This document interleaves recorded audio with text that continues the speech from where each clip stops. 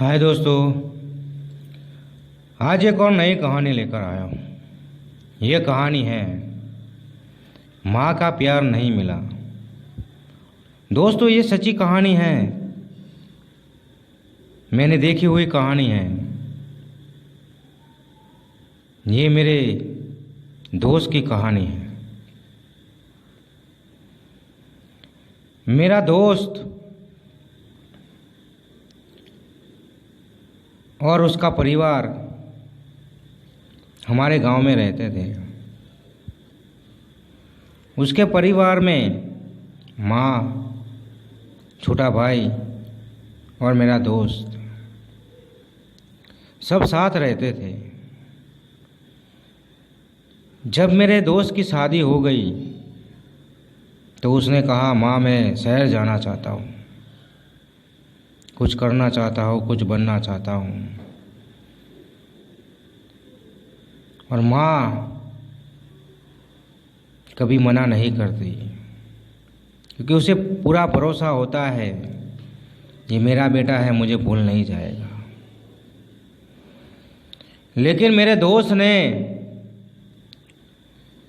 शहर में जाकर ऐसी जिंदगी देखी, वो गांव को भूल गया, माँ को भूल गया, अपने छोटे भाई को भूल गया। माँ और छोटे भाई गांव में रहते थे और बड़ा भाई कब आएगा, बड़ा भाई कब आएगा, वो राह देखते थे। वो बड़े भाई को चिट्ठी लिखते थे कि भाई काफ़ी दिन हो गए हैं, काफ़ी साल हो गए हैं, तुम गांव आए नहीं हो, माँ को मिले नहीं हो, मुझे मिले नहीं हो, एक दिन गांव आओ। तो भाई ने कहा, मुझे टाइम मिलेगा तब मैं आऊँगा, मुझे टाइम मिलेगा तब मैं आऊँगा। और छोटा भाई माँ की सेवा करता था, माँ की देखभाल करता था, माँ का ख्याल रखता था। और बड़ा भाई तो शहर में खो ही गया। उसने पीछे मुड़ के कभी देखा नहीं कि गांव में मेरी माँ है, मेरा भाई है। उसकी जॉब अच्छी थी, कमाने अच्छा लगा था। बीबी भी उसकी जैसी ही मिली थी, बार बार कहती थी, क्यों जाना है गांव, क्यों जाना है गांव, गांव में क्या रखा है, तुम्हारी माँ है और छोटा भाई है, वो उनका कर लेंगे, हम हमारा करेंगे। तो वो उनको आने नहीं देती थी, शहर से गांव आने नहीं देती थी। भाई ने शहर में घर ले लिया था, अच्छी सी गाड़ी ले ली थी, अच्छा सा बैंक बैलेंस करवाया था। लेकिन वो माँ को, भाई को कुछ नहीं देता था। जब भी भाई और माँ कहते थे, बेटा हमें दिक्कत है, थोड़े पैसे चाहिए, तब वो कहता था, मेरे पास पैसे नहीं हैं, मैं शहर में रहता हूँ, यहाँ खर्च बहुत ज़्यादा हो जाता है, मेरे पास पैसे नहीं हैं। उसका छोटा भाई गांव में मजदूरी करता था, खेत में काम करता था और जो भी मिलता था माँ को खिलाता था। धीरे धीरे टाइम बढ़ता है, धीरे धीरे टाइम बढ़ता है और माँ इस दुनिया को छोड़कर चली जाती है। माँ ने इस दुनिया को अलविदा कह दिया, माँ इस दुनिया से चली गई। अब छोटा बेटा अकेले रह गया। कुछ दिनों के बाद गांव वालों ने छोटे बेटे की शादी करवा दी। लेकिन शादी तो करवाई, लेकिन छोटे भाई का माइंड माँ के प्रति बहुत ज़्यादा था। उसकी माँ जो दुनिया छोड़ के चली गई तो वो सदमे में था। उसे कुछ ख्याल ही नहीं आता था, मैं क्या कर रहा हूँ, मैं क्या कर रहा हूँ, मैं कैसे रह रहा हूँ, मैं क्यों रह रहा हूँ, मैं क्यों जी रहा हूँ। माँ चली गई है तो मेरी दुनिया खलास हो गई। बड़े भाई को कुछ फर्क नहीं पड़ा, माँ गई तो कोई बात नहीं, जन्म लिया है तो मरना भी है, वैसे कह के वो खड़ा रह गया। उसे कुछ दुख हुआ नहीं।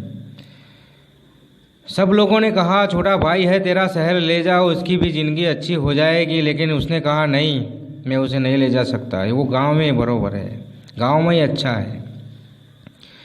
छोटे भाई ने दिमाग में इतना ले लिया था कि माँ नहीं है, मैं ज़िंदगी जीकर क्या करूँगा। वो अब ड्रिंक्स करने लगा था, नशा करने लगा था। बीबी आई थी घर में तो भी वो ध्यान नहीं देता था, लेकिन बड़े भाई को कोई फ़र्क नहीं पड़ता था।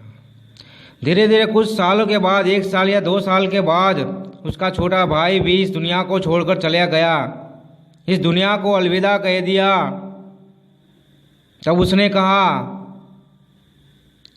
जन्म लिया है तो मरना भी है। उसे कोई फ़र्क नहीं पड़ा, बड़े भाई को कुछ फ़र्क नहीं पड़ा, क्योंकि वहाँ उनके पास दौलत थी, पैसा था, मकान था, गाड़ी थी, सब कुछ था। लेकिन भाई और माँ मर गई, उसे कोई फ़र्क नहीं पड़ा, उसे कोई फ़र्क नहीं पड़ा। उसे पैसों का घमंड था, जॉब का घमंड था, इसलिए कोई फ़र्क नहीं पड़ा। ऐसे धीरे धीरे समय चलता है। कुछ सालों के बाद इस बड़े बेटे के जो बच्चे थे वो बड़े होने लगे। अब उसकी भी उम्र हो गई थी। बेटे को शादी करवाई, बेटो सब अलग चले गए। अब अकेला रह गया था। अब उसकी तबीयत भी अच्छी नहीं लगती थी, तबीयत भी अच्छी नहीं होती थी उसकी। तब भाई और माँ की याद आती है, भाई और माँ की याद आती है। कब आती है? क्योंकि अब पैसा उसके काम आता नहीं है, क्योंकि उसकी उम्र हो गई है, कोई रखने वाला नहीं है, बच्चे शादी कर कर के अलग चले गए। उसकी बीवी भी अब अच्छी तरह से नहीं रखती, तुम तो बीमार हो, खटिया में पड़े रहते हो।